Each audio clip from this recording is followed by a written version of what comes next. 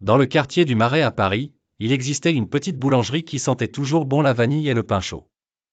Mais cette boulangerie cachait un secret vieux de 200 ans. Tous les matins à 4h17 précise, le fourni s'illuminait seul. Les sacs de farine s'ouvraient comme par magie, et une mystérieuse main invisible façonnait des croissants d'une perfection inégalée. Les clients affirmaient qu'ils avaient un goût, d'autrefois.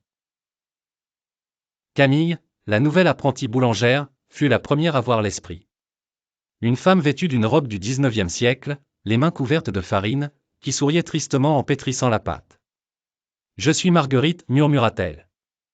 Je n'ai pas pu terminer mon dernier fourni. » En 1823, Marguerite était la première femme boulangère de Paris.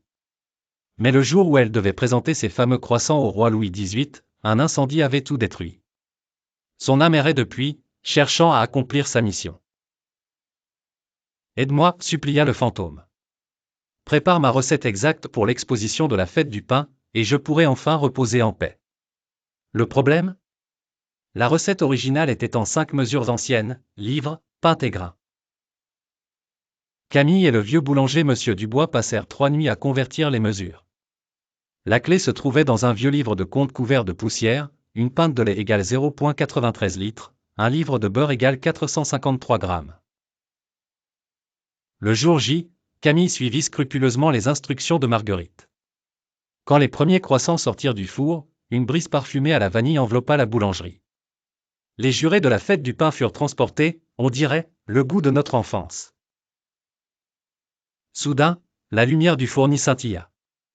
Marguerite apparut une dernière fois, ses mains enfin propres. Merci, souffla-t-elle avant de s'évanouir dans la lumière du matin.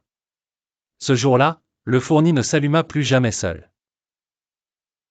La boulangerie gagna le ruban bleu, mais Camille garda toujours un coin du comptoir pour exposer le vieux livre de contes et un portrait de Marguerite.